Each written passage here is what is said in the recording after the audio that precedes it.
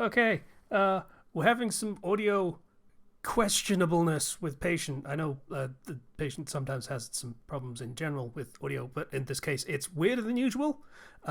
We're just gonna roll with it and see how that goes. So, hi everybody. It's proper intro. It's kind of not really. I'm not gonna do the proper intro, but yeah, we're recording and we're gonna see how this goes. Cool. Yeah.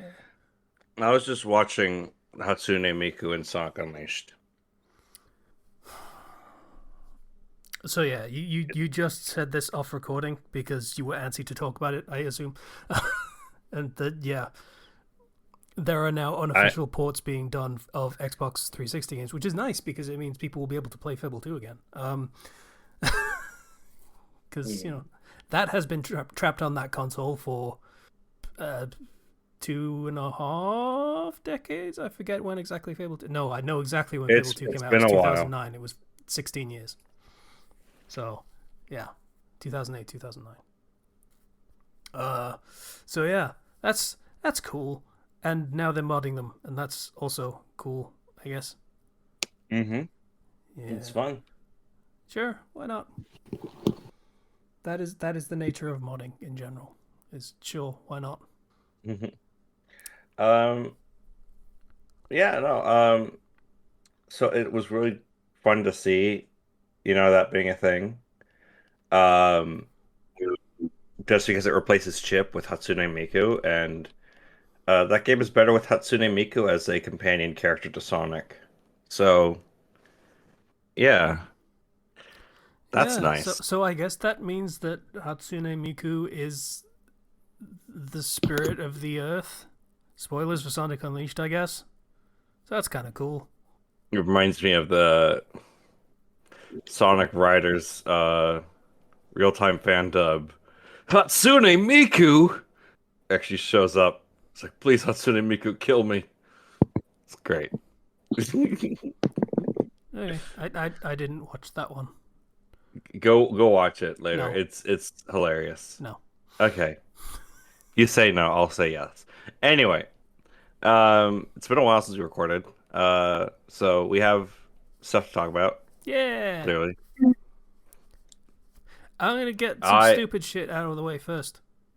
okay, Uh, go for it. because this is me talking about something vaguely topical, even though it's probably a little less topical now than it was, say, a month ago. Um, yeah, so like everyone and their dog, I have been listening to the back catalog of Kendrick Lamar over the past month.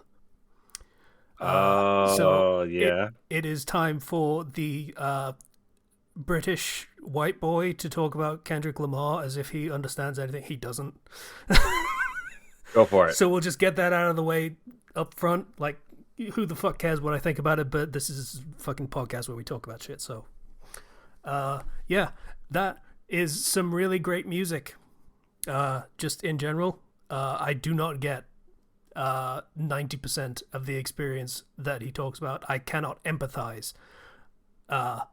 Arguably, I can't even sympathize beyond just like, wow, that sucks. But I just do not understand to the point I can't even relate to it, and that's kind of what I mean by, hey, British white boy does not fucking understand. But that is still some really excellent music, and does a lot to get that across, despite that absolute chasm of like a gulf of difference between my experience and his. Does a good job with it. Of the albums that I listened to, which were Good Kid, Mad City, To Pimp a Butterfly, Damn, and GNX. I definitely like GNX the most, and it is for a really, really shallow reason, I guess. I don't know. That reason is there's no skits on it. It doesn't decide to, at the end or beginning of a song, to have a 2 minute interlude on an actual song of just some guy ranting about the tribes of Israel and how everyone's going to be punished by God for about 2 minutes. Yeah. like I say, shallow take. But if I'm here to listen to music, I would like to listen to music. Like Yeah, fair. I get thematically it's important. Fun thing about music is you can write that into a song instead of just talking for 2 minutes. Yeah. But that's me. Like, Good Kid, Mad City was, I suppose, technically the worst for that, but I wouldn't actually I wouldn't hold it against Good Kid, Mad City for that one, because that one is actually just straight up a concept album storyline, which, that's kind of the point. The skits aren't just skits, they are, like, continuing the narrative of what's going on through the album. And it's really cool in that sense, but for most of the other ones, it isn't that. It's just I don't know. So yeah, but it's still really cool music. Just really good to listen to. I wouldn't always say fun to listen to, obviously, because that is a guy that is.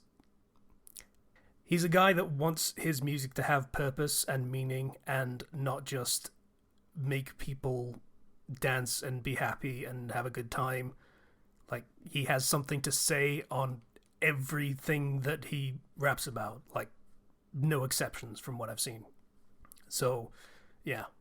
That's probably why I like GNX, because of those albums, it feels less like that's a thing, which, again, shallow opinion from me. That's probably why I like it best, because it is the easiest one to listen to. That's just what that is.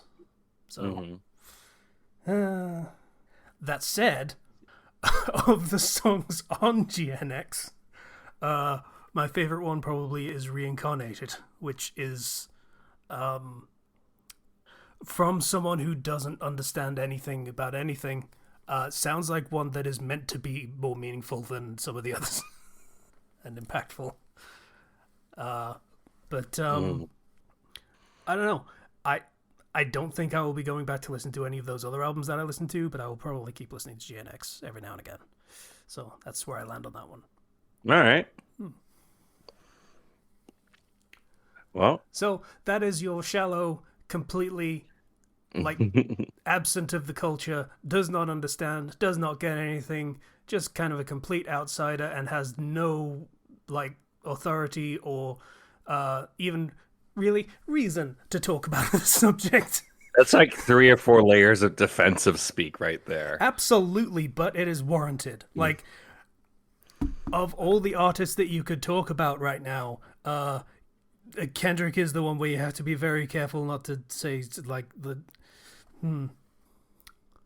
Yeah? Yeah. He's what the culture's feeling, I hear. So, maybe I should shut the fuck up. Well, hey. I'm glad that we can have a understanding here. Yeah. Like, let me be clear. Like, the reason for me even listening to him in the first place is, like, I wouldn't normally. I think I've gone on record as saying, like, hip-hop is just not a thing that I generally get into. I find it distracting. It is someone talking at me. And if it's someone talking at me, I kind of want to listen. And if I'm listening, then I'm listening. I'm not doing anything else. Mm-hmm. So, generally, it's not my thing. There were definitely some Kendrick songs that I liked in general, which were like Swimming Pools, fucking fantastic. It's just great. But like, generally what I'm trying to do is expand my musical horizons a little bit. Like, just listen to things that normally I would say, I don't really know, I don't really care, which is why I listened to Noah Khan a while back, and why I listened to Michael Jackson a while back. Like, just things that I should know about, but I don't, among things that are currently popular. And I also don't. So that's,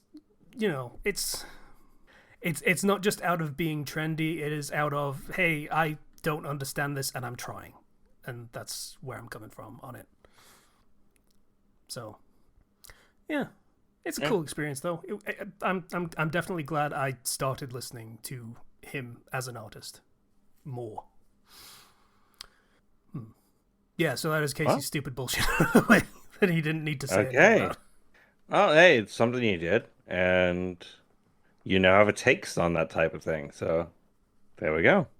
Although you disvalue and discredit your takes into oblivion, but I mean, you got like, takes? who the fuck am I? In on this subject, who the fuck am I? Like, Guy on the internet. yeah, someone spectacularly uninformed about this and is coming in with the most shallow surface level takes. So, Mm. Um, anything else you do? I mean, if I'm going, let's see. I think I did something else. Um, I can take over until you can think about it oh then. yeah, Street Fighter. I got back to playing Street Oh, Fighter, and I'm playing story nice. mode, and I am coming towards the end of the story mode. I don't know. We're gonna see how that goes. Uh, Nice. there is a story I'm writing, and I should probably know more about the story of Street Fighter Six. So that's that's the progress on that one. Uh, and I reinstalled Power Wash Simulator and played it for like a half hour, and that's about where that ended. You got the sensation of, oh yes, to clean things. Okay, I'm done. I don't want to clean things anymore. No, I'm fine with cleaning things. It's just like I don't know. I think in this circumstance, I am spectacularly stressed about just like points of anxiety. Um, and the idea of just stopping and just relaxing and just wiping the dirt away. And it's very therapeutic and slow. And no, I am too fucking anxious for that. I can't do. I have to do something. I have to do something important and meaningful. I have to get things done. I have to get things done. And yeah, that's yeah. It's I'm not in a great headspace at the moment. Benefits are going weird. Uh, my health is a little weird. I am doing better with getting exercise done. Like I am up to like 50 sit-ups a day. Whenever I get up, I'm doing like small exercise routines just to make sure that I Nice. am not completely indolent. Um, and that may have been triggered by me having a panic attack and thinking it was a really good time to check my blood pressure. Yeah, gotta watch your health there. Yeah. So on seeing a reading of like 150 over 105, I was like, okay, I am going to worry about this for the next 6 hours while I'm trying to sleep, and then I'm going to start a proper exercise routine. Well, I think it's a good thing to be healthy. I like my job has me up on my feet pretty much all day, Mm. and that has helped with like I am constantly active and moving. I like I'm downstairs, my classroom, and in order to get to the office, I have to go upstairs. So I'm always going up and down the stairs. Mm. So having that daily exercise really does mean a lot. That is one of my quick exercise routines is, hey, I have gotten up. Okay, I'm going to go to the stairwell. I'm going to run up and down it 4 times. Take a breather, up and down 4 times. Take a breather, up and down 4 times.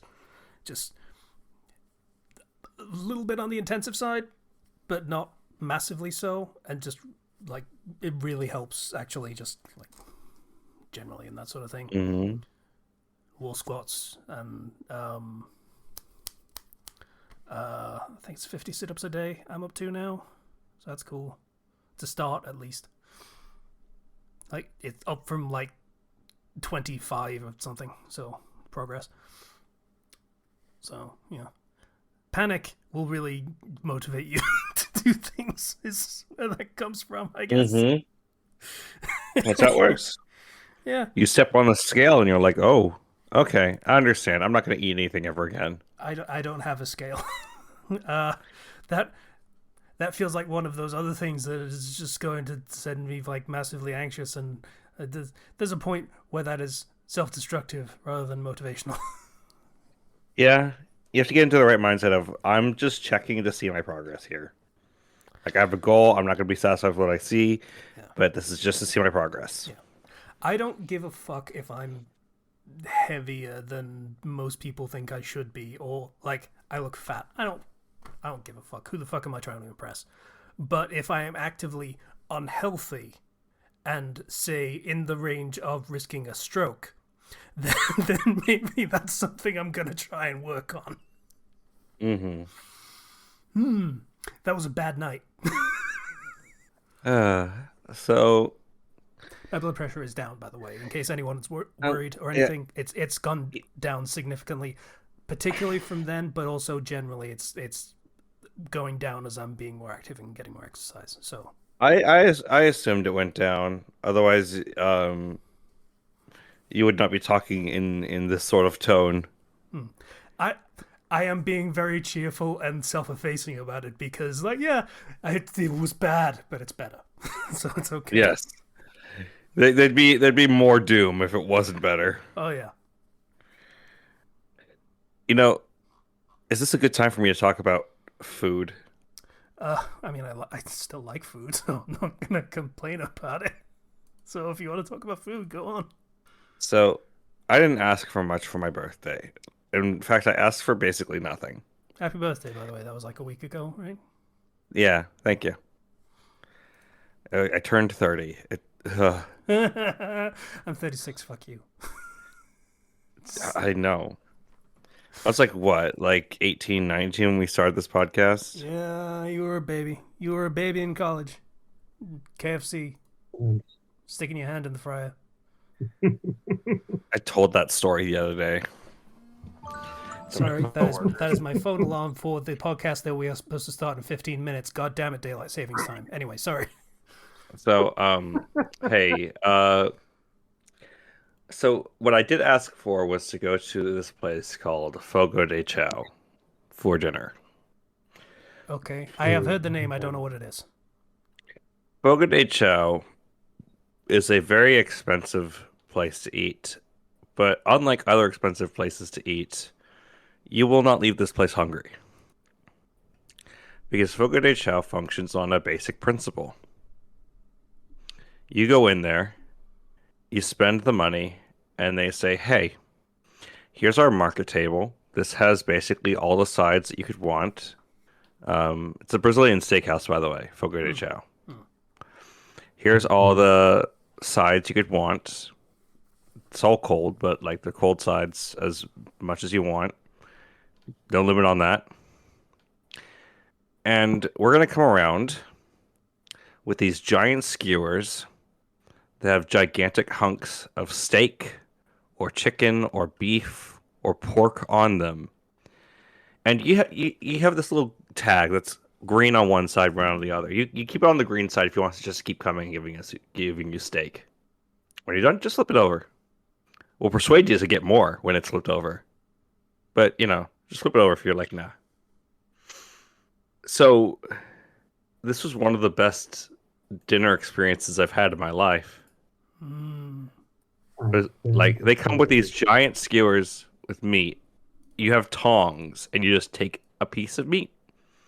Do you want more? Take a little bit more. It is an all-you-can-eat steakhouse. I've been there twice in my life, and it is. Yeah, Patient said he's been there twice in his life. I didn't get the rest. I'm sorry. I wish. Well, I didn't say it Yeah, and it is. You're saying, patient? right. I wish I had a bigger stomach capacity because it's so good, but you can only eat so much of it before you fill up. The portions are relatively small, but they fill you up so fast. Okay, I'm Like, I'm I'm gonna repeat again. Broadly, loves it, but the problem is you can only eat so much, and your stomach is only so big, and you fill up so fast. I'm Come to think of it, haven't we discussed this on this show before? Have we discussed it on the show before? not Don't as think far so. as I'm aware. No. Okay, I was once told about this by my dad. My dad told me about this and said you would love this place, and that was like years ago. And I was like, okay, fine. We have one next to us now. I'm gonna go there for my birthday, and I'm gonna eat. I'm not gonna eat anything else that day except for this. That's a good policy. That is my Christmas and fucking pretty much just Christmas policy.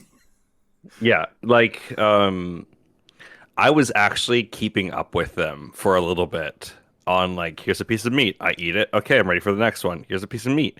Okay, okay, I'm going. Okay, here's some filet mignon. Okay, it's really good. Here's some prime rib. Oh, it's really good. Here's some this and some of that and some of this and some of that. And then slowly the steak starts to build on my plate. And I'm like, oh dear. I've made a wonderful mistake. I'm gonna have to flip it over. And then after I flip it over, it's like, you sure you don't want more?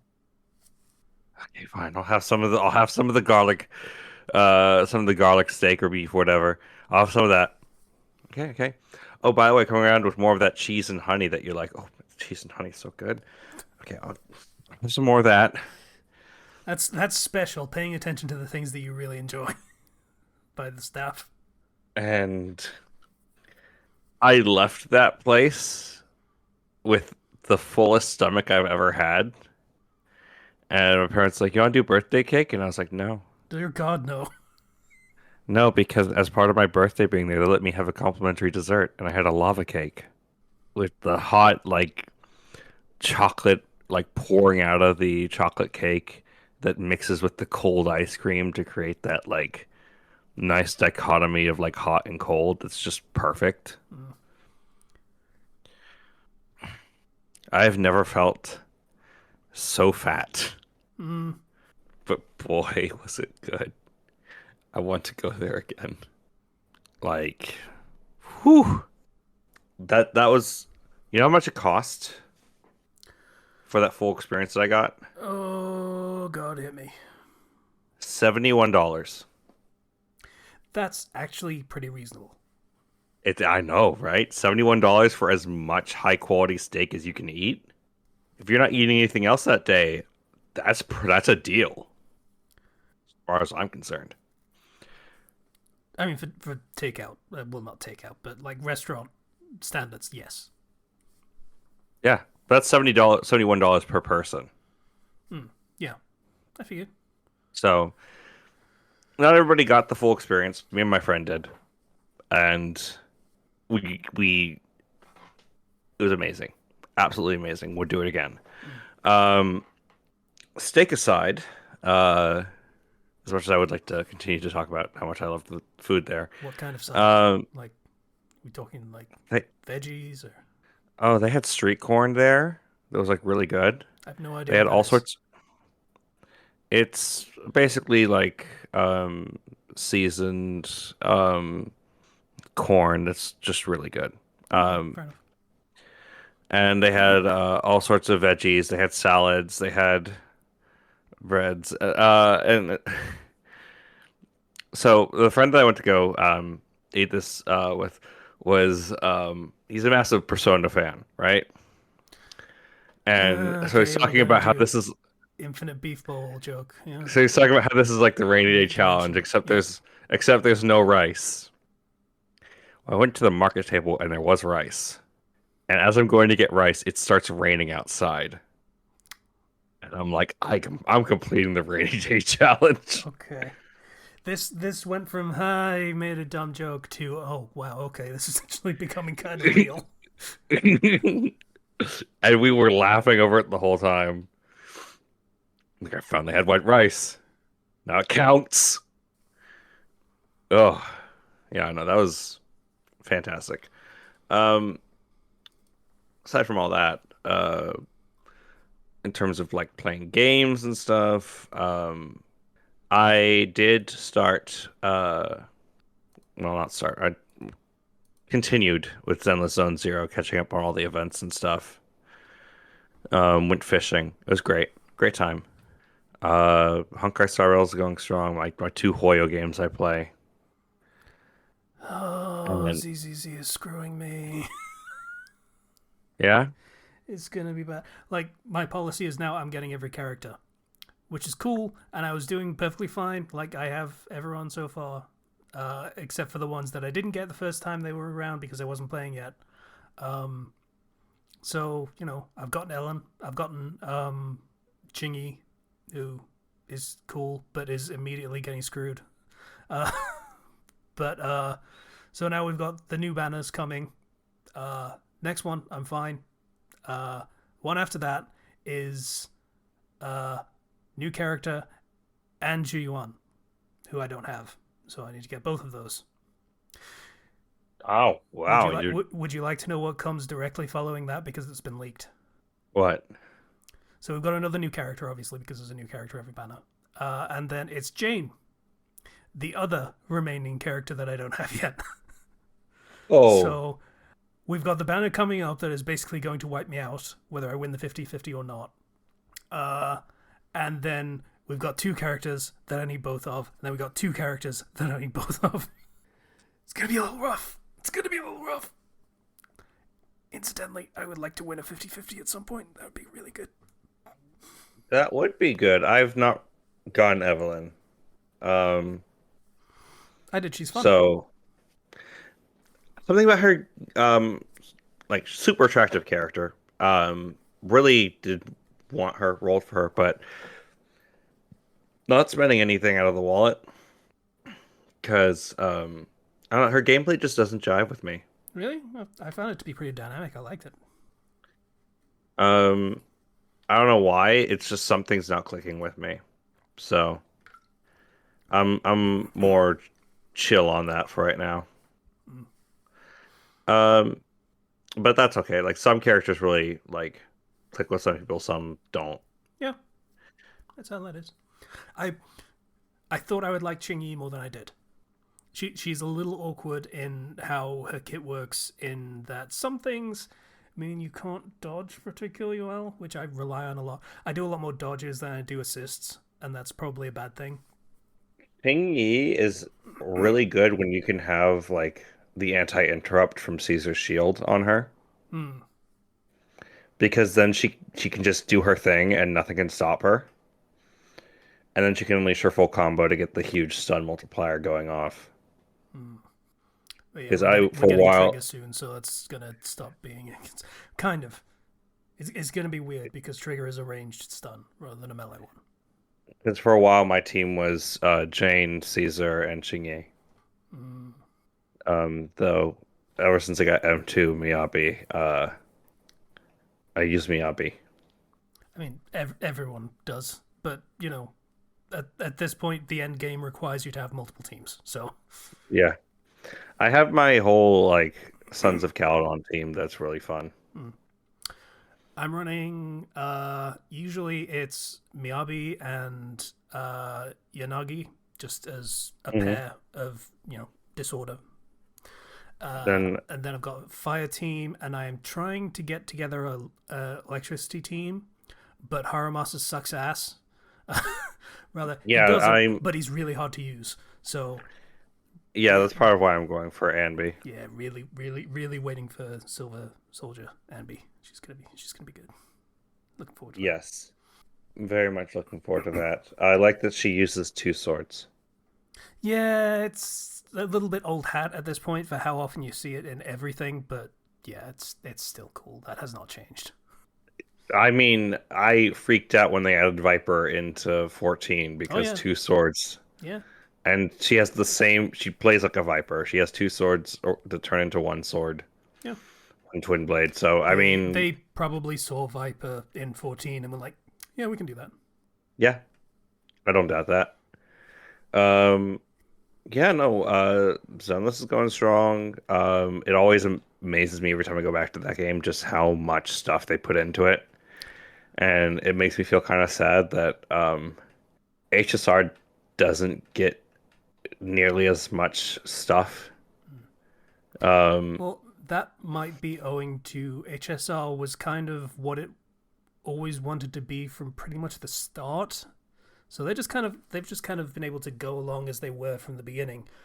ZZZ has kind of had to reinvent itself a lot. yeah, and it also like again, HSR has whole new areas and new puzzles and other new things as well, Mm. whereas the areas are much more limited in terms of what they add for ZZ. Yeah, it's very condensed, and there isn't a massive amount of stuff to do in new areas. Like you can usually clear it in a couple of hours. I will say, the Honkai Star Rail 3.1 story was really good. Mm. Um, in terms of like actually having full character focused arcs that can occur because their main story in Honkai Star Rail is twice the length of previous patch cycles. So instead of going like 4 patches and we're done with this area, we're doing 8 patches. Hmm. And so that extra amount of time to work on this one story has meant that the pacing has been vastly improved in terms of having satisfying character arcs and things that happen that can build up and feel like a full RPG story experience, Hmm. which is really nice. Hmm. I cannot speak to that. I don't play HSL, so I can't really speak to it. But yeah, um, I'm very Yeah, curious what they're going to do with 2.0 for CCC. I am too. I hope they add a new something like unexpected, right? Yeah, at this point, that would be really nice. Like it's gotten into a nice groove at this point, so now would be the time to do something uh, interesting that changes the dynamic a significant amount. Because like I know we have New Eridu, that's our main hub city, right? Yeah, Wouldn't it be cool if like 2.0 were going somewhere relatively different? it would be nice Um, to try to explore this world that may or may not have other people living in it. Like yeah, like making that is kind of contact. the thing that they've established is there are no other cities. This is the only one. But there may be little pockets of civilization here and there. Yeah, like going to another civilization, or even if we can actually start exploring the old capital or something. Hmm. Like Port Elpis is shipping things somewhere. Yeah, I'd like more of that. And aside from all that, another game that I've been playing is good old Final Fantasy 14. Hmm. The only comment I'm going to make about that game because it's currently in a content drought right now. Um, like literally um there'll be a lot to talk about once there's the new patch for 14 because that's going to add in the new exploration area like Hmm. Bosja or Eureka, the other side areas for like casual to medium like play. Yeah, it's like the space exploration one this time, right? Are they still on that? Um, Actually, space exploration is a different thing. Huh. So there's the exploration areas where you have a whole different leveling system and you Yeah, I can yeah. Sorry, do I'm that. interrupting you while you're explaining for people who are not me. So Yeah, and then the space exploration is for crafters and gatherers going out into space, I mm, believe. Though I don't know if it will really engage much with crafting and gathering. To be honest, I've not been kept up to date on everything coming in 7.2, mainly because my interest in the game has waned yeah, that with that the lack of things to do. that seems to be a consensus for a lot of people, is what I've seen. I was having a whole conversation about Dawn Trail as an expansion, and one of the issues that it faces is that people aren't gripped by the story yet.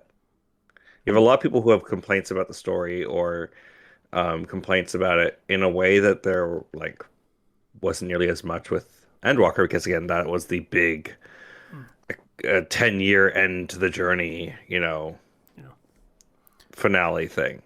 and they started And another one, and they gave a whole lot of Wuklamat, and for that reason, for pretty much that reason alone, is how much Wuklamat there was. No one really gave a shit about Wuklamat, is my understanding. the issue the issue with Wuklamot is that Wuklamot has more lines than she needs. As a character, her arc is pretty straightforward. It's actually pretty simple. Um, but she has so many lines. You could have given those lines to other characters to give them more focus, and it would be better story. Um, Especially the Scions who are there. Like that's it. For the most part, the Scions are just there. Yep. They don't do anything nearly as much as they did previously. Some have more of a focus, and that's awesome, but it's also not enough of a focus is the downside because again, like there's no time for them. Yeah,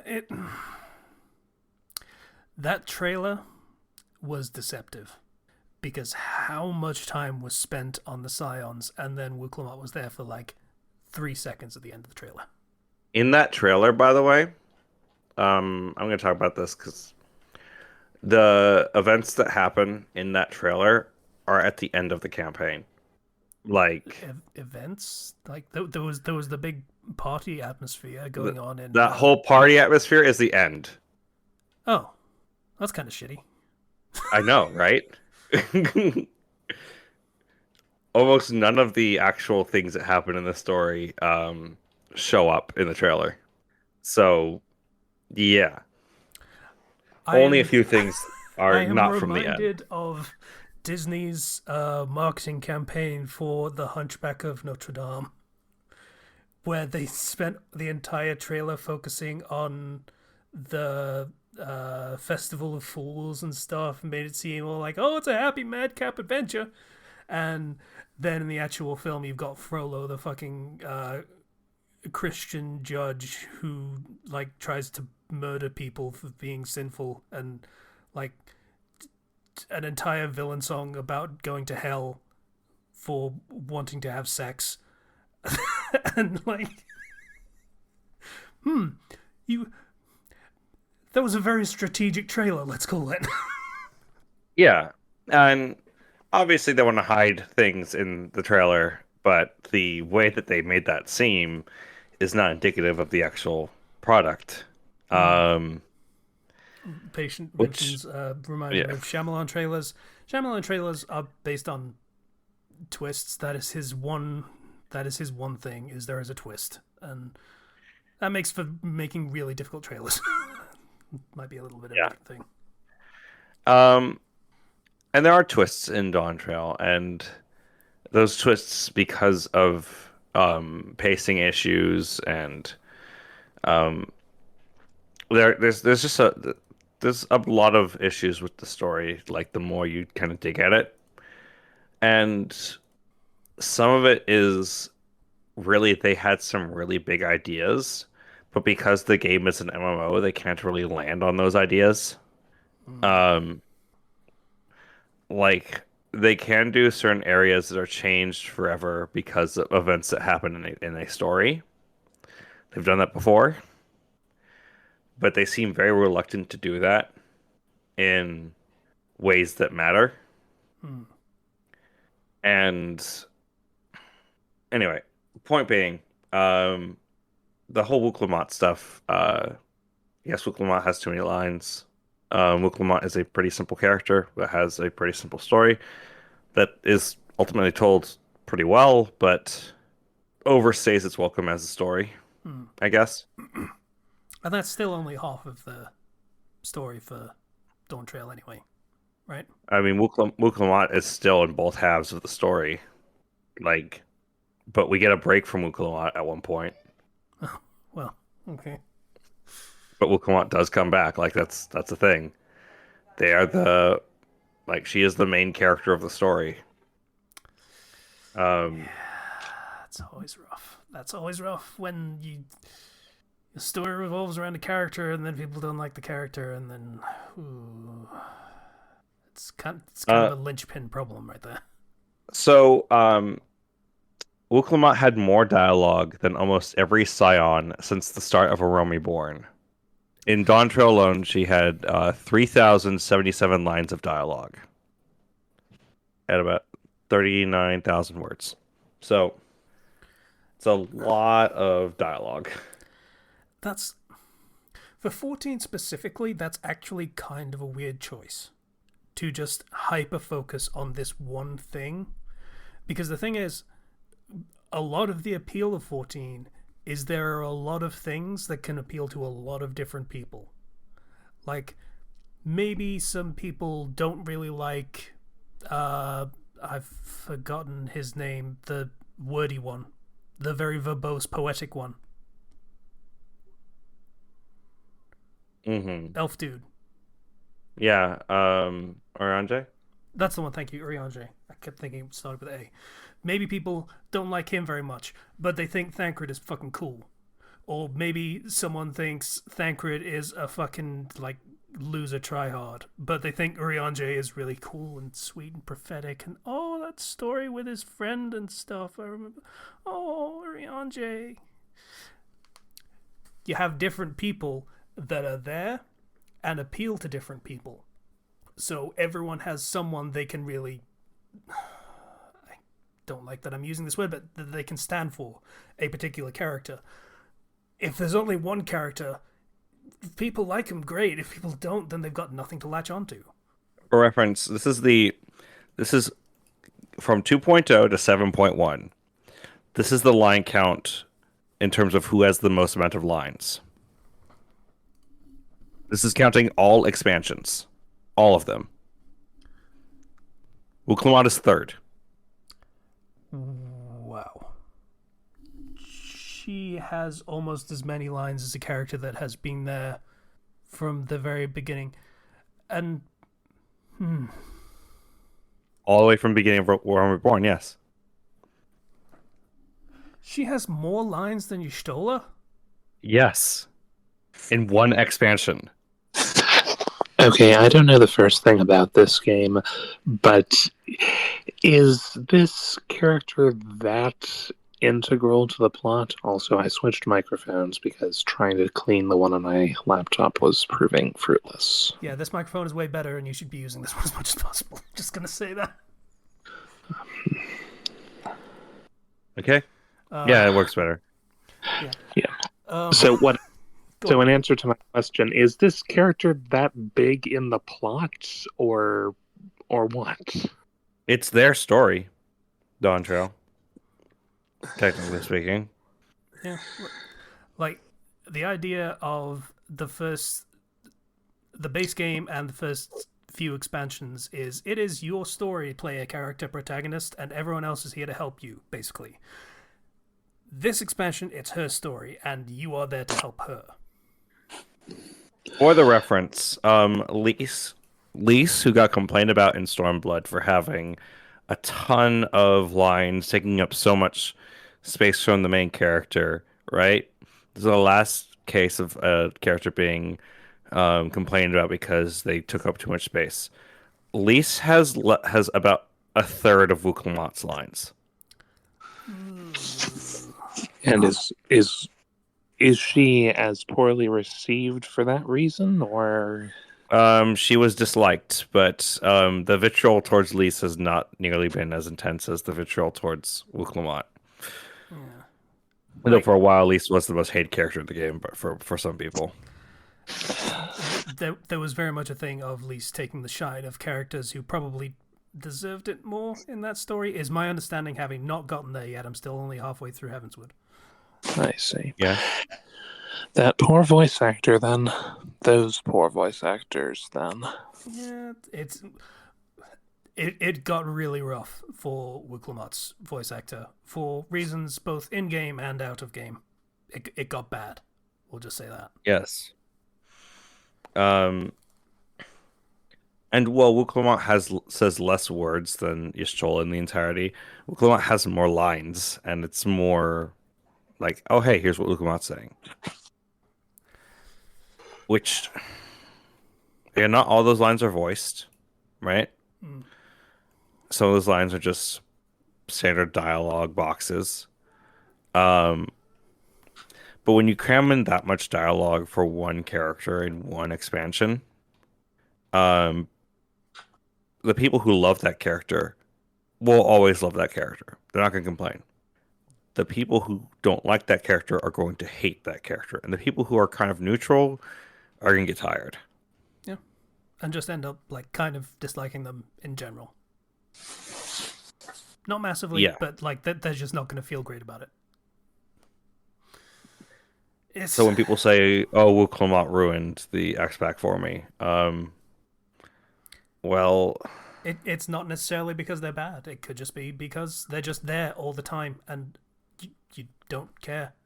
You don't Like, care about this character as much as you care about other characters that you want to hear more from. yeah, if you just generally don't care about a character, but they're always there, then it's going to ruin the experience for you. Like, even if you don't hate them, it's just going to make it a negative experience.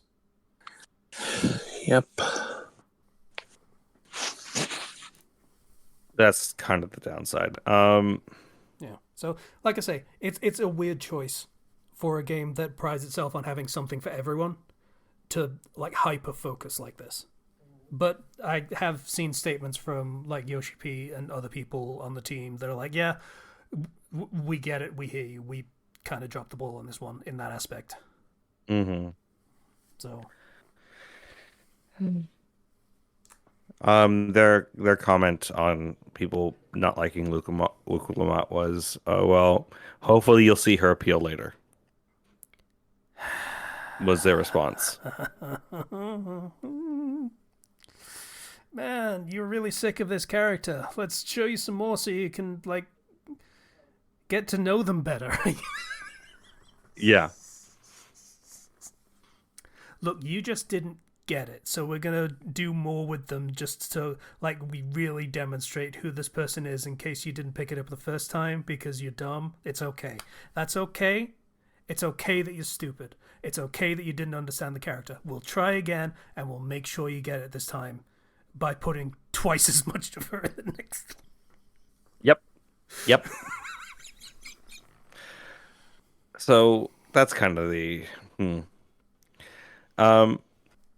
but all that stuff aside, one of the reasons why I brought up 14 was I'm going to talk about illegal mods. Do not download these illegal mods. I do not condone these illegal mods, but I'm going to talk about illegal mods. Please don't kill me, Yoshi P. So there's a mod called Dragoon May Cry, Okay.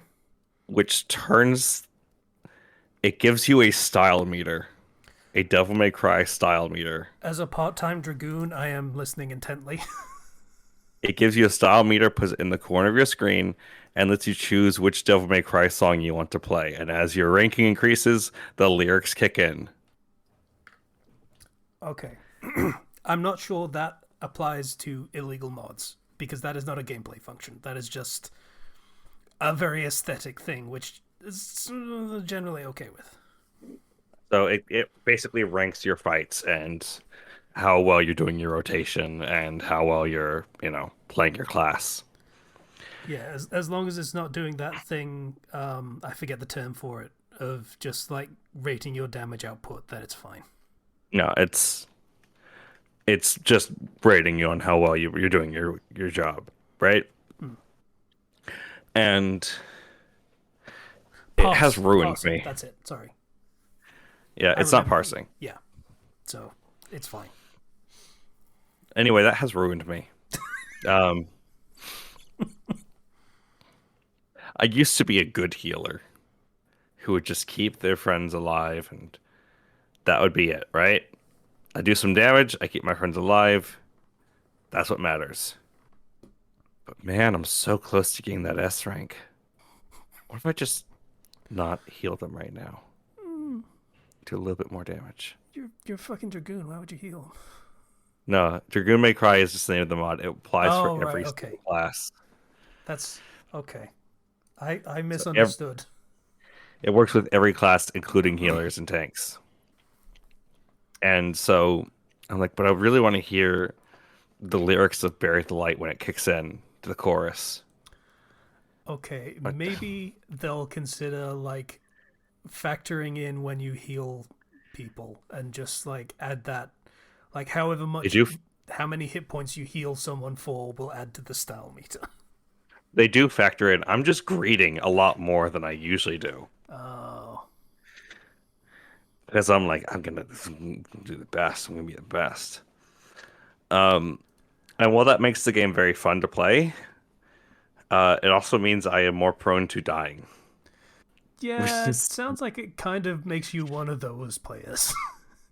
One of those players that decides, hey, we've pulled this group of enemies, I'm going to pull another one so we can do the dungeon faster, and everyone hates those fucking people. Pulling wall to wall is a standard practice at high level dungeons. I don't know what else to tell you. Mm-hmm. It's just that by that point, everybody has the tools to survive that with ease. Hmm. Pulling wall to wall in earlier dungeons is with inexperienced healers is stupid. Okay. I'm going to stand in this mechanic because actually this is kind of like pausing. This is a little bit questionable of just what it does. Now that you're talking about it and talking it out, it's a little bit questionable. All I'm doing is making sure that I don't drop my rotation. Mm-hmm. In order to not drop my rotation, sometimes I need to be a little bit closer to the boss or finish up my casting here and not drop my cast so that I can move out of the way of this attack. Or just get better at slide casting, I guess. Mm, But anyway, it's something for my brain to be distracted by, and I yeah. love it. Okay, that's fair enough. Deep within. I know it's great. So aside from all that, though, I got back into playing Magic the Gathering with the boys in the Discord server. Mm-hmm. Yeah, I Um, noticed you're all and nerds. Yes, we are. Congratulations. Uh, I'm gonna go back to listening to Kendrick Lamar like a cool guy. Fuck you, nerds. After all the disclaimers about how you're a white guy and can't make any commentary on it, you Yep. need to shut up. Yep. Um, yeah, no. Ethan, Fresh, Talone, Lobo, even Dawn and Shay, just a bunch of people were all getting back into Magic and playing it. And I decided to, when I first got back to it, I decided I'd play with my Sapperling deck, which is the entire premise of this is you have mushrooms, and these mushrooms like to make more mushrooms. Make lots of mushrooms, mushroom farmer. And thus, don't leave your opponent mushroom. Yeah, exactly, right? And I had the placemat image of like it ain't much, but it's honest work meme of the farmer. And I won that one because I got out an infinitely spawning huge number of mushrooms that could just rush everybody and kill them all. And a couple games later, I decided I'd try what is called a Necron deck, a black deck focused on like undead and artifacts and stuff like that, with the sole purpose of ending my own life. That's it. I hate suicide decks. I want to mill my entire deck into the graveyard so I can just play things from the graveyard. I'm paying life when I mill things. I'm paying life to play things. I'm having a great old time just killing myself, right? Okay. This is well. Thank God we don't get monetized. And while I'm in the middle of unaliving myself through card games, um, Ethan throws down the freaking commander card that sends every card that is going to go to the graveyard from this point on is going to exile instead and can't be used by anybody.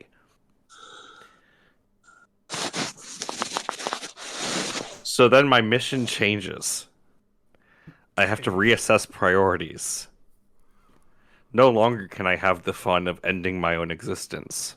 Now I have to end Ethan's too.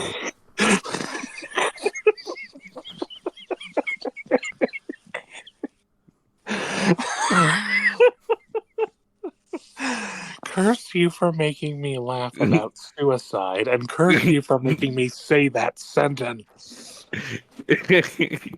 So I'm like, why don't you take you down with me, man? And I start to build up, and I get rid of my thing that makes me mill my deck, and I have to bide my patience until eventually the card that sends everything to the exile, his commander, it gets destroyed. So I send out a dragon.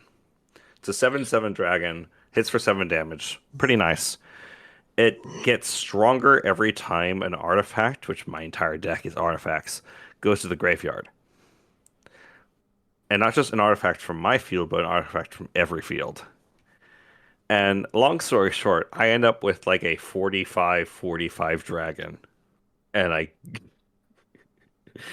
I'm like, I could take out the biggest threat here. I could focus on winning the game. But no. I'm taking it down with me. And I used one dragon and got my revenge before I could then leave myself defenseless and die. Just as it was intended to happen from the beginning. You see, when you change your priorities in a card game, you can always never lose because losing is winning. Okay. All right. Yeah, I'm having fun with that. Magic the Gathering card game stuff. It's very enjoyable and a great time to uh, interact with the Discord again because I've been like an absent parent for a while. Oh. Focusing on work, you know how it is. Yeah.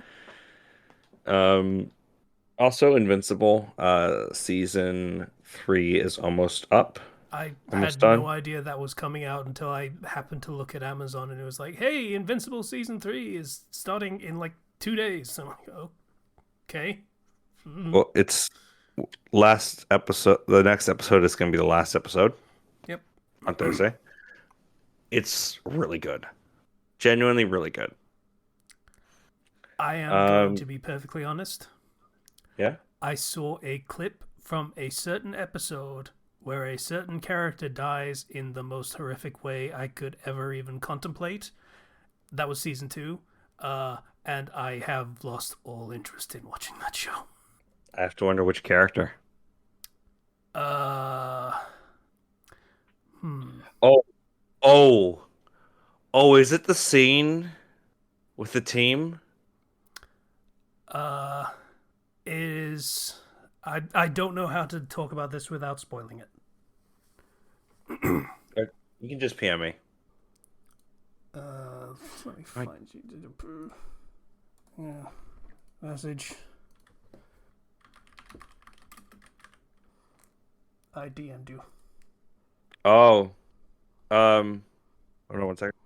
Um, uh, um, I'm not sure whether can I spoil one thing about that to you in a DM. Is that okay? Yeah, sure. Oh, okay. I don't know whether Yeah. that's better. I don't know whether that's better. Yeah, no, there's more to that than the clip you probably saw. Okay. Yeah. Um. I. But that particular scene was super brutal, so I understand. Yeah. Yeah. Um, The screaming was raw. yes. Yes, it was. Um, so, uh, been enjoying it. And can't think of any other shows that I've been. Oh yeah, Daredevil. Season new, Season other one. as in Yeah. yeah, Daredevil Reborn. Daredevil's back. Did you watch any of that? Oh, did they change the name? Something it's Daredevil Reborn or something. I don't know. It I it, it born was anew. it, it was going to be Daredevil Born Again. Born again. That's what it is. Oh, is it actually still that? Okay, yeah. Because Yeah, it's still that. I just can't remember it. It's because Catholic. So, Yeah. Yeah. Born again Christian. Kind of thing. Watching that, enjoying seeing familiar characters come back. Uh we have our Kingpin back and he's doing the Kingpin things. Okay. Did they completely nullify what happened in the Netflix show, or are they actually working with it? They're working with it. Awesome. Okay, I might actually have to watch that. I might actually have to watch. Do the old seasons still exist anyway? I think Yeah, I think so. I think I missed one of them. I think they still exist. I think I missed My season 2. understanding is that they're working with it. They have a like an event that happens and they time skip. So they can shuffle around things a little bit Let me guess. and try to make it work. Snap. They don't have this. No, they haven't addressed it. Oh, That feels like a thing that should have been addressed, but whatever.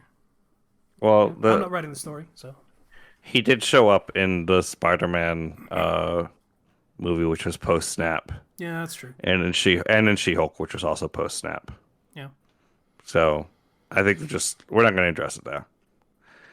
But that's. yeah, no, I'm gonna let it slide. yeah, yeah. Wilson Fisk is going for mayor, as every comic book villain eventually goes for. Yeah, sure. It could have been Osborn. That's like Could have been J. Jonah Jameson. like name a New York Spider-Man / Daredevil / fucking Luke Cage / whoever else villain, and they've probably run for mayor at some point. And they've probably been mayor at some point. Yeah. So that's the thing with villains. Scorpion's mayor. I'd vote for Scorpion. He tells it like it is. Oh, God. Okay. Anyway. No. Yeah. I think that runs on a platform of being turned into like a fucking super soldier mutant freak, and like a surprising amount of the city are like, yeah, I've been through that too. This guy knows what's going on. Honestly, it would probably be a successful campaign. Yeah, no, I have yet to see how much of the Netflix show is actually going to stay relevant in it. Like, obviously, everything to do with Wilson Fisk, that is still a thing. That still happened. That still knowledge is happening. That is pretty much the only thing I cared about in Daredevil, to be perfectly honest. Okay, well, they got that. Other aspects, probably not everything's going to translate. I imagine Stick is not going to show up. Probably not. Just as a guess. Yeah. But, I mean, you have the scene in which you get Wilson Fisk and Daredevil sitting across each other in a diner and having a discussion. These two characters have their history. Yep. They know their history. They can talk to each other with some interesting things going on. Wilson Fisk is going on a whole anti-vigilantes / caped heroes platform. Given some events, there's a difference between the quote-unquote official heroes of the Avengers, because they eventually got that government thing going, and the vigilantes. Yeah. It is an interesting angle after Civil War. Yeah. So that's the angle that they're going for, because, he's like, I was assaulted by a vigilante in my own home, aka Daredevil. So, yeah, it looks promising. It feels like I'm watching Daredevil, which is good. Honestly, this conversation is just making me want to go back and watch Daredevil from the beginning again. Yeah, I probably should do that too. I haven't seen it in a long time. Yeah. The original. Go with the fight scenes. Yeah, no. Anyway. Aside from all that, I went to Barnes & Noble's, cashed in a bunch of gift cards, got a bunch of books, including a Brandon Sanderson's The Way of Kings. I'm gonna go down the Brandon Sanderson rabbit hole of reading all those books because it's popular at my workplace and probably with other people that I know. So I'm gonna give it a shot. I have heard good things. I have not touched. I've also started reading Mistborn, which is Mistborn. Just gonna say that again, just to clarify what you said, because that's not what it said. Mistborn. Okay. Well, thank you. And then I got a new phone. I upgraded my phone from a 12 to a 16 iPhone. So cool, I guess. I now have more space for gotcha games. That's basically the important part. And that's it for me. I did have two things that I wanted to bring up that I forgot about. Casey has joined the 21st century by He left his headphones in the doctor's office that were like £5 when he bought them 10 years ago. So it's like, okay, I guess I'm buying new headphones. I do not care enough to go back. I have joined the 21st century by buying a pair of Bluetooth earbuds. They're actually pretty okay, I guess. I have never used Bluetooth anything before this day, but yeah. Wow, you're old. Yeah, they're pretty good. I like having wired because it feels more secure. Like if these earbuds fall out, they're just fucking gone. I'm not going to be able to find them because I can't see for shit. Mm-hmm. So that's my concern. If they're on a cable, then there's way more to find. But yeah, these are actually pretty fucking nice. It is very nice to just open their case, put it in. It is immediately connected to my phone, and I can just put music on and do whatever the fuck else I'm doing away from my computer. It's very nice. Like exercise, for example. It is very good to just very conveniently and easily have access to music while I'm exercising. Yeah, that was that was a thing I wanted to mention because it is embarrassing, and that is how funny happens. That it took me that long to actually use anything from. Yeah, I am the old guy. I know. I'm literally using Bluetooth headphones right now. In fairness, this isn't even me being the old guy. This is me being like, this is fine. This works, and I have been using wired headphones since I was like 16. So, sure. And by 16, there were already Bluetooth stuff. I'm pretty sure. I like not having the cords to trip me over, so I fall and die. And there was one other thing that I didn't mention. Yesterday, technically, well, 2 days ago for you, I guess. We had a long conversation about the Pokemans, and I am going to quote, for the sake of a discussion, from Mr. Zero. I expect that ZA, Pokemon Legends ZA, will be good because BCUZ. Yes, I'm making fun of how you type as well as reading this.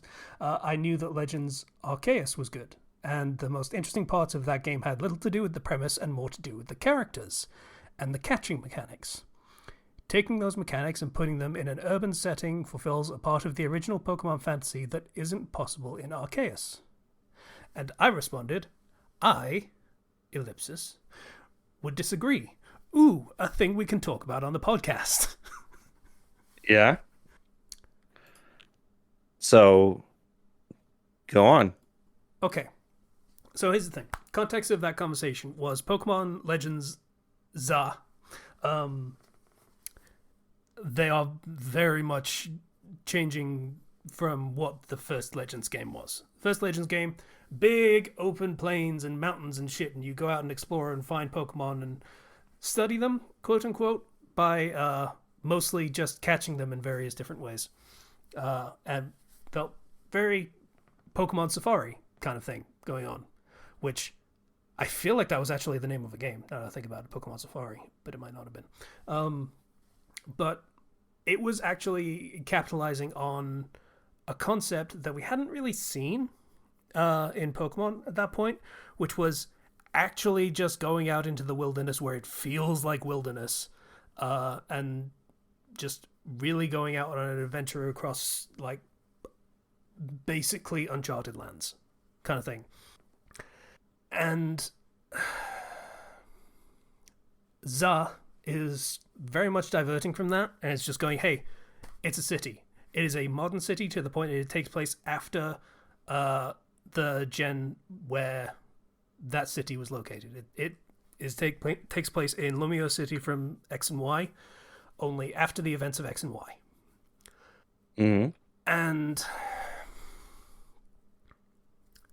I don't know what you mean by... Well, first, I want to disagree that Legends Arceus was good because the characters, like, fucking what? But the catching mechanics, kind of.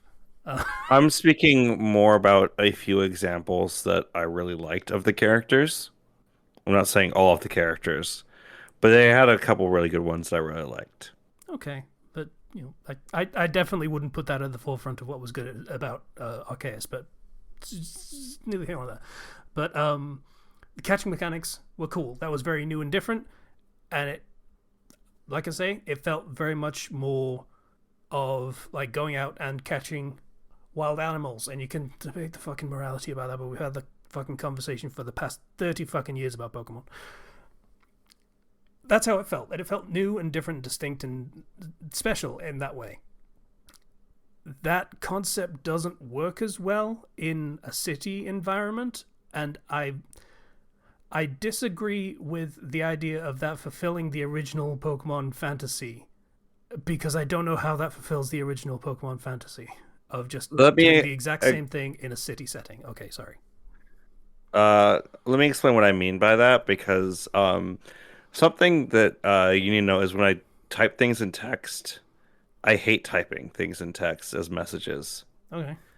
I am a slow typer, and so I hate typing things, so I don't go into inordinate detail when I type things.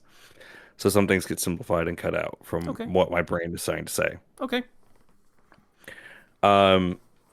What I mean by that is some of my favorite like things in Pokemon is a lot of the stuff in the movies and those shorts that happen in those movies, in which you have entire like little miniature societies and civilizations of Pokemon in large urban areas.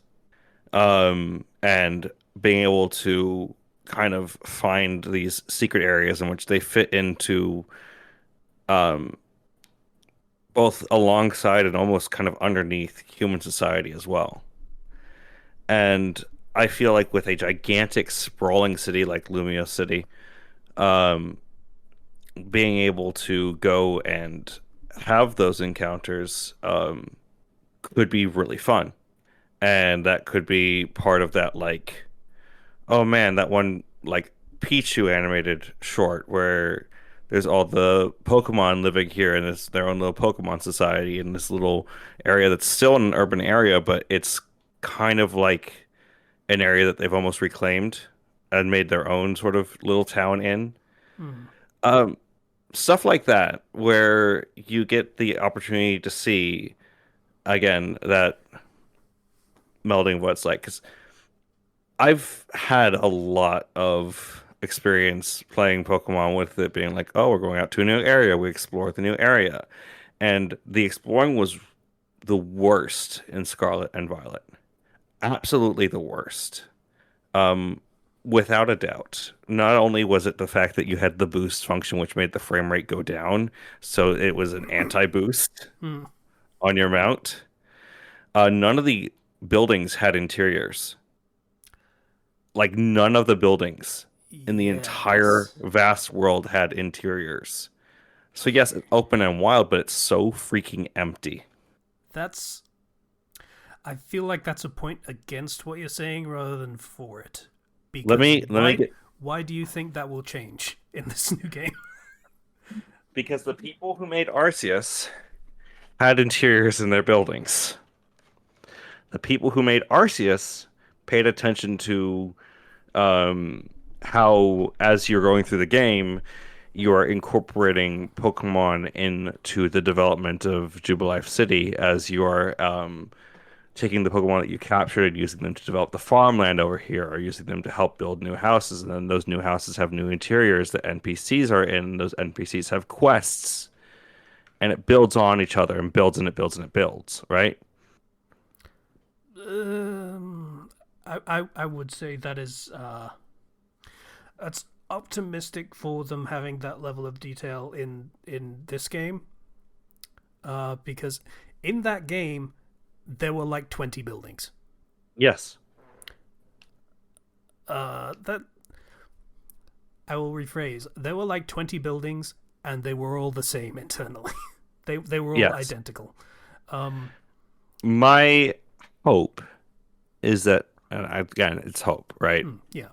I could go through with this with the like very like clinical, cynical edge of like, well, given what we've seen of past things, there's no reason to be optimistic because of the optimization issues. This is probably not going to be on the new Switch, so it's probably going to have the same difficulties. But even then, those difficulties were less because of the Switch's power and more because of poor programming that is kind of invasive and like, or not invasive, but whatever the word, pervasive. I don't know. The word it's Pervasive throughout the entire means it's all over the place. Yes, pervasive all over the is place, all right? throughout it. Yes, And so like those issues, I have no evidence that those things would be changed necessarily, except I do know this, and that's Scarlet and Violet ran worse than Arceus. Arceus, all things considered, when I compare it to Scarlet and Violet, that runs smooth. And while some of the team was having to multitask on being Scarlet and Violet and Arcee at the same time, it wasn't the whole team. And I feel like given time and given what they learned from Arceus and some of the things that I've seen, there's reason to be excited. They're doing these little wild areas inside the city itself where you can find Pokemon, and yeah, stop it, stop, you doomer. one of them is literally just a pond. One of them is a street with a cafe on it. Like these aren't wild places, but okay. One of my favorite Pokemon games, like Pokemon Colosseum, there's like one place to catch wild Pokemon in the entire game, and that still turned out good. But that was battle focused, I admit. Yeah. But point being said, I think that if they take advantage of the different terrain and the different areas, they can still make like finding wild Pokemon and trying to catch them fun. Like imagine all the ghost Pokemon in like haunted parts of the city. Like that could be pretty fun, like multiple quests on its own. And they did show like Mega Evolution is back in this game. They have, I'm guessing they're having the focus be on Zygarde, right? Yeah, that would make sense. Yes. Zygarde was the one that got shafted. Yeah, I think I did say when someone asked, "Hey, why is it called ZA? What does that mean?" It was like capital Z Y G capital A R D E. Yeah, Zygarde. Yeah. Not, and Zygarde is a ground dragon type that is found in Terminus Cave. That I'm hoping that we get some fun like underground areas too. You okay there, patient? Yeah, I'm just was waiting for a chance to was waiting for you to finish your thoughts on it before I added mine about Legends ZA. So yours in? Well, my thoughts can be summed up basically like this. I am optimistic about it because Legends Arceus was one of the best Pokemon games I've played in the past couple of decades, honestly. With another one being New Pokemon Snap, the sheer amount of detail and love that they put into that game. God, I still have to play that. I still haven't found all of its secrets. But on the note of Legends, they took some risks. They did a lot of things differently with Legends Arceus, and I love it for that. I still love the game. If they're recycling that formula and using it in a setting that's a bit more in line with what you expect in a mainline Pokemon game, I mean, I noted that there were about 8 of those wild areas throughout the city. So you can you can see where they're going with that. But honestly, I'm not thinking too much about what they're not saying in the trailer. I'm curious about what's going to happen, but I have faith that they're going to do this game well, that it's going to be a good game. And I'm just looking forward to all the surprises that are going to come with it. Mm-hmm. I mean, whatever the case, they're going to be breathing more life into the single most neglected generation in Pokemon. I would say I hope it's good. Like, obviously, that you don't want a game to be bad, and the people that say there are people that want games to be bad so that they can clown on them, they're fucking idiots. That's not how that works. You want games to be good. It's just over the past decade, we have had to learn to be very cynical. Not our choice. Not our fucking choice. Yeah, I'm prepared to be cynical about most things, but slapping the Legends title onto it after Legends Arceus did so well, I'm more inclined to not be cynical for this one. I mean, there's a chance, and I kind of come at it from the opposite direction. Of it feels kind of like this one just got the Legends title slapped onto it because Legends was successful, and this game has basically nothing to do with Legends. It could not be further from the concept of Legends, of what that game was. Well, I mean, Legends was focusing. It depends on how you define it, I guess, because it's Legends Arceus. So my interpretation was this is focusing, more so on Arceus. And lo and behold, the final boss of that game is Arceus, right? I take Legends as to mean things that happened in the past and are not particularly historically well documented, and therefore get inflated like narratively over time, which would kind of necessitate, one, it happens in the past, two, it happens with very significant historical events, and three, I don't think I have a third thing. I was just kind of listing. Well, three is always a good number here. But I'm more inclined to agree with you on this point, Casey. I mean, if you call a game Legends, you're kind of focusing on all of the legendary aspects. And throughout the game, you are focusing on these ancient protectors as well as the legendary Pokemon you're familiar with, slowly working your way up to the big guy himself, I guess. Here, I mean, you can't recycle that formula for Kalos because they had a total of 3 legendary Pokemon in the entire generation, Xerneas, Yveltal, and Zygarde.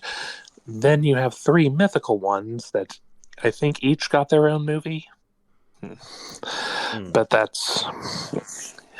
It seems like the Legends are going to stem from... I mean, you do have a guy who was there at the time when the ancient weapon was used the first time. He was the one who built it and such.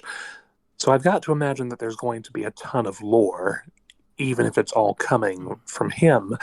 That's still straight from the Rapidash's mouth. I'm sorry.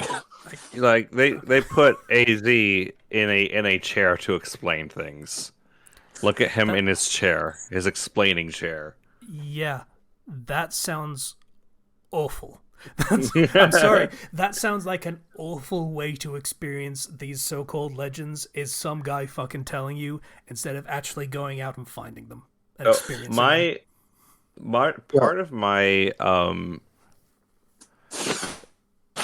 I'm hoping, and again that's a keyword, hope, that with Zygarde being a focus here, we get some justice done for that legendary, because they kind of got shafted out of the trio. Like, because they show up in Gen 7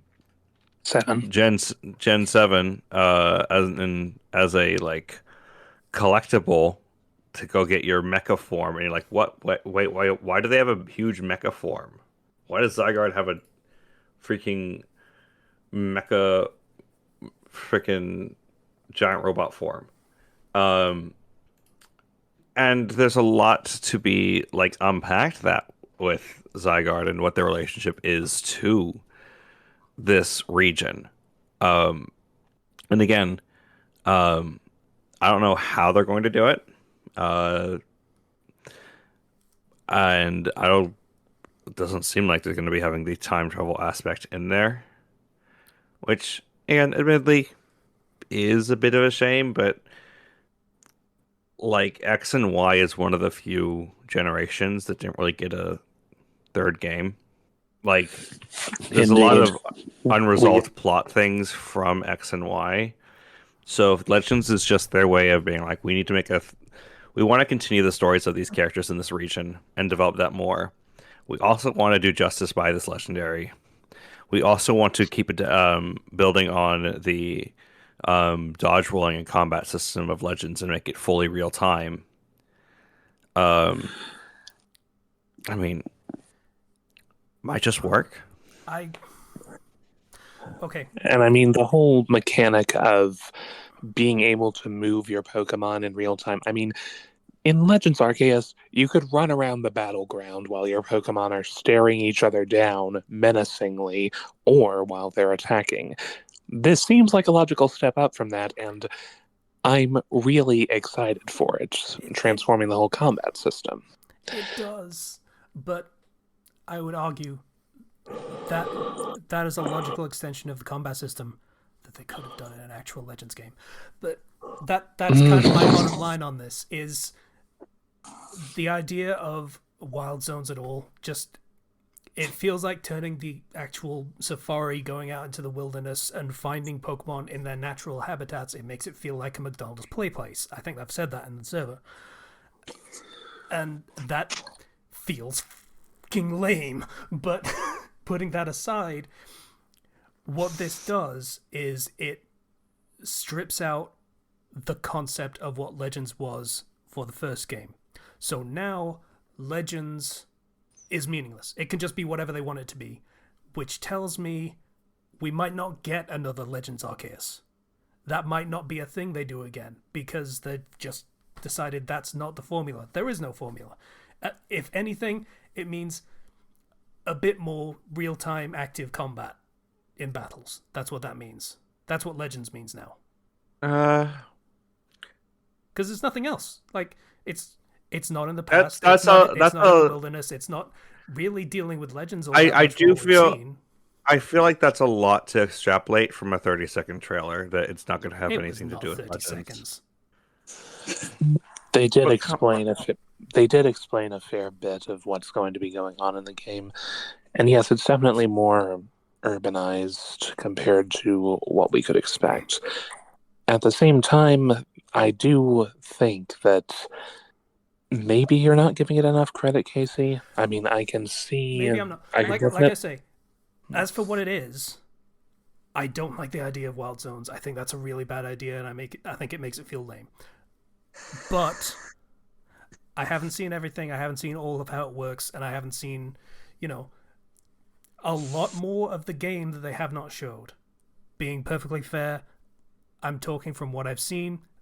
I don't like some of it, but mostly what I don't like is the implication of the thing that they did that was really cool and could have been explored more in other games.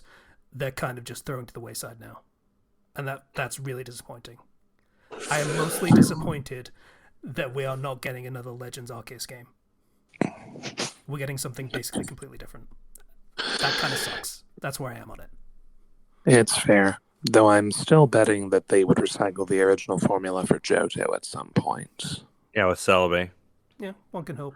I did say somewhere, fuck if I know where, but I would kind of really like an actual Legends game in Unova.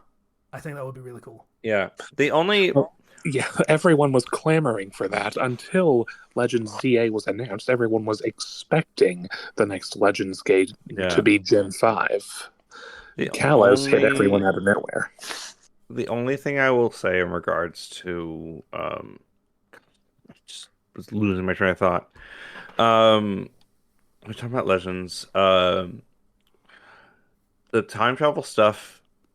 I'm trying to regain my train of thought here. Time travel stuff we can see happening with certain other games that have Pokemon that are capable of doing the time travel thing. I wasn't saying it I has know to be there was, time travel. I just want it to be in a historical setting for the setting.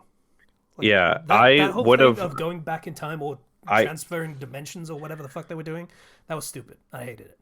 But I would have liked it. I would have liked it if we could go back to the time of AZ, to that ancient war like 3,000 years ago. I think that would have been super cool. I also think um, that maybe we might still see some of that, but I don't know if that'll be seen in a satisfying way.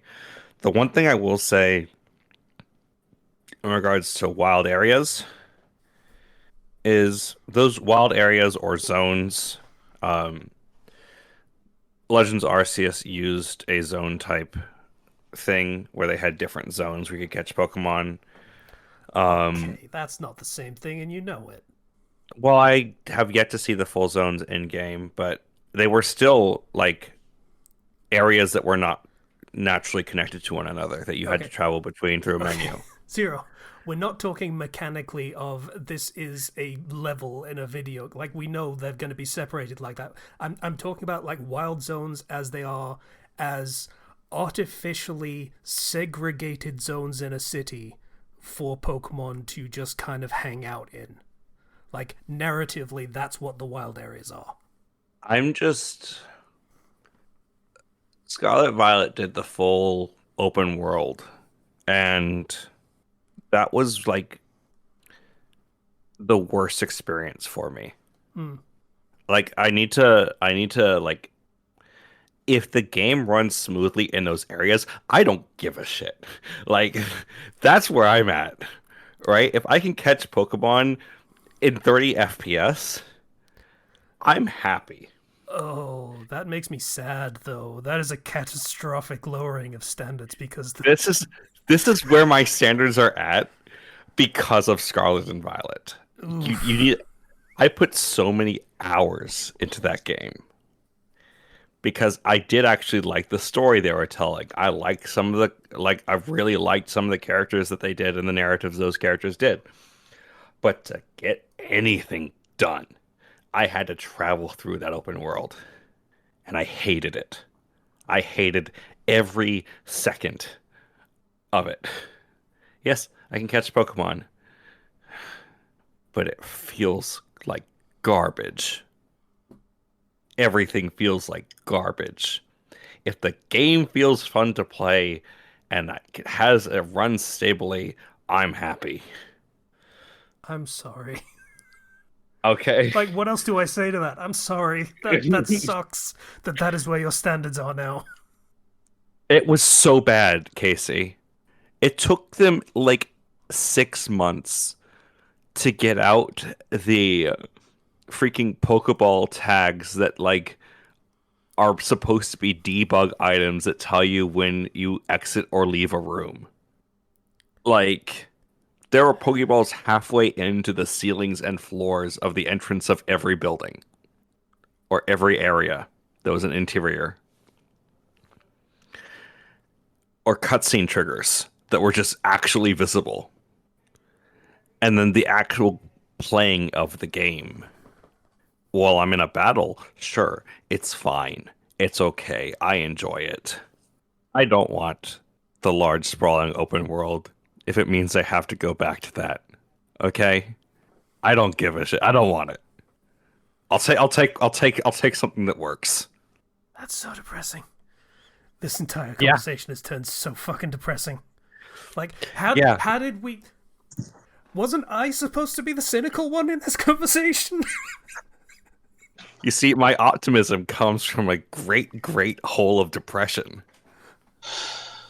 I am honestly getting too drained from this conversation to continue with it very much longer. That's fair Okay. enough. I think we're wrapping up on this discussion. Definitely.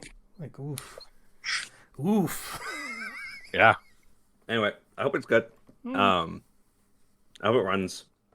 And yeah, can't wait for the Switch 2. Yeah, if nothing else, the Switch 2 is gonna help it. Like that. I would be astonished if it's not backwards compatible. Well, forwards compatible, rather. Maybe we'll get some news tomorrow. Yeah, maybe. I remember Is there a thing tomorrow? Tomorrow is March 10th. Mario Day. Yeah. Okay, yeah. Yep. And for the record, Scarlet and Violet's main issue was optimization because people even made here's it trying to play at 60 FPS, and I have the best computer, and why is my computer just not even working at 60? What about 30? Oh no, it's bad. Yeah, it just doesn't work. Like, Yeah. Did they ever stop rendering the entire planet of ocean? No. Oh god. Okay. Anyway. Yep. Let's thank our patrons. Patient, how you doing? Oh, sorry. No need to bother with me. I'm perfectly fine with being completely passed over, Zero. I'm so sorry. I thought it was that time based off the conversation. It is that time. It's the patient time. You were so impatient, you skipped over patient. Oh, well, I guess I'll go commit Sudoku. Let me go get my. Okay, Zero. Nope. Stop talking about unalive. No, I'm talking. I'm talking about getting a pencil and getting a Sudoku board. Stabbing yourself with it. Anyway. This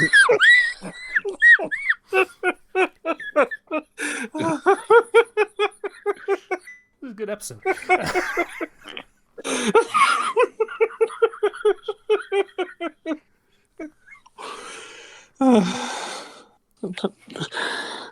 My train of thought is completely gone now. Okay. Let's reset back to 1. Hey, how you doing, Zero? To patient 5. God damn it! Oh, good. Are we at the beginning of the podcast again? Oh boy.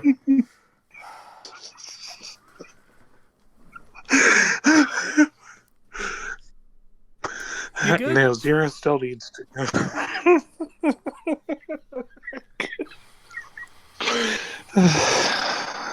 I'm fine. It's just in. I don't I'm actually know how to play fine. Sudoku. I'm losing my Sudoku game. I should play more Sudoku. I like that game. Anyway, patient who is not Zero. How you doing?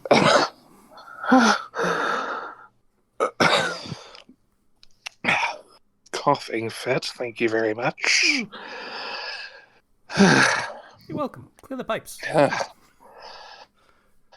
Quite. Past couple of weeks have been, I wish I could say, uneventful. Now I think I mentioned already that a couple of weeks back, my last coworker besides my manager put in her 2 weeks notice, and 2 weeks have now passed and she's gone. They did actually send over coverage this past week, so thank God for that. It was very much needed. The week pretty much flew by, which is good because I'm rather close to out of money again. Got enough to last me until this coming Friday when I get paid again. And then I'll be on vacation the first week of April. That'll be nice. Just have to last that long.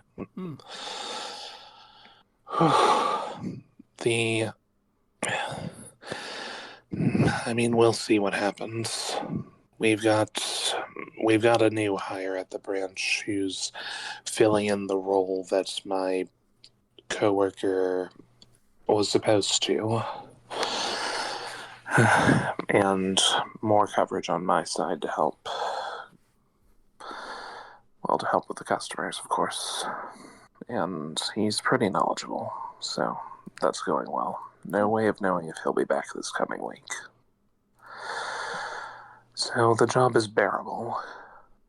Can't be more than that. Besides that, I've been playing more of Metaphor, slowly working my way up to the point of getting the Platinum Trophy and setting the game aside. It's a very, very, very fun game, I think. Mm-hmm. Yes.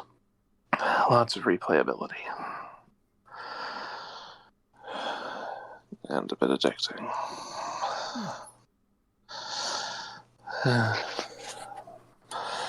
Besides that, still working on a couple of stories that have been a bit delayed in posting their next chapter. We should be ready for both of them by the end of the month, though, so that'll be good. And a couple of recently published stories have gotten my attention. The one that I might recommend on here is called Concerning Straw Hats. Okay. The premise is that shortly after the events of Buggy the Clown, Luffy, Zoro, and Nami find a mysterious fog bank on their way to the on the way to the Gecko Islands where Usopp lives. And they find themselves in an unfamiliar but very pleasant place known as the Grey Havens. I'm not sure if that name means anything to you, but the bottom line is that a week later they leave with some interesting supplies and someone who they have determined is going to be the new burglar of their crew, who was persuaded to join them, one Bilbo Baggins. Okay. Bilbo. Yes. After the events of The Hobbit, but well before the events of the Lord of the Rings trilogy.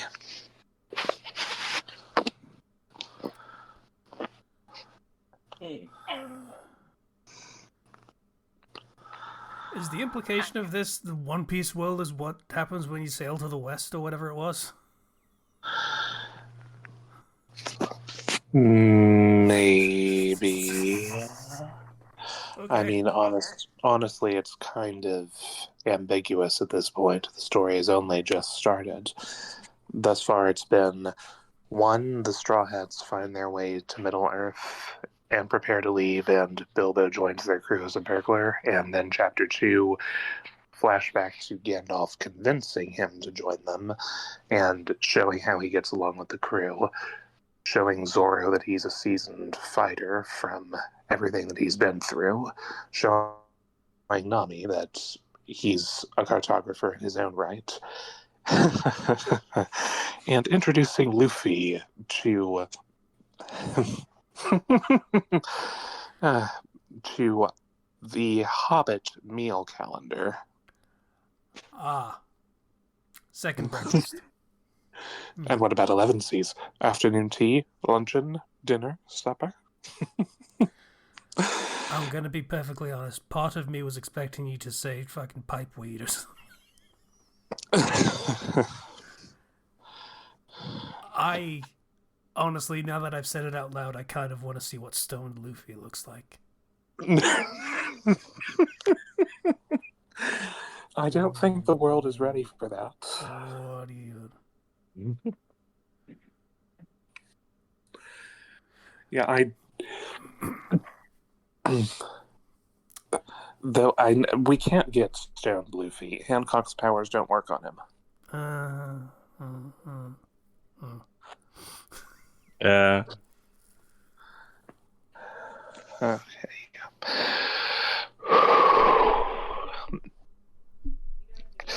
Anyway, I think that's pretty much everything for me this week. There's not been a lot going on, just keeping on, stashing aside some more money for savings, working through my bills, spending whatever's left on food and luxuries, and just surviving and working my way towards thriving and making a bit of progress day in, day out with losing weight. It's hard to maintain the momentum. Yep. But I'm trying. Yep. We're in this together, buddy. Yeah. Okay, so now, just making sure, you went first, right, Casey, and then Zero went? Yes. Okay, so now we can talk about our patrons. I mean, I could talk about Kendrick Lamar some more. I got. You know, I think you shouldn't. Yeah, probably not. Okay, fair enough. So I want to thank our patrons for their support. Pulling up the list again. Okay. So thank you to James MacArthur, Rehits21, Vale, Greek Guy, Ethan F, and the Cross Brain for your donations for the previous month. Y'all are very much appreciated. Yeah. Thank you. And remember, if you want to support us, that's Patreon, Fandom Flux, link in the description. You know how it is. So what I think about Good Kid, Mad City is it really just sort of speaks to the generational trauma. I think we need to talk about Pokemon generational trauma. One more word about either of those subjects out of either of you, and I'm hanging up.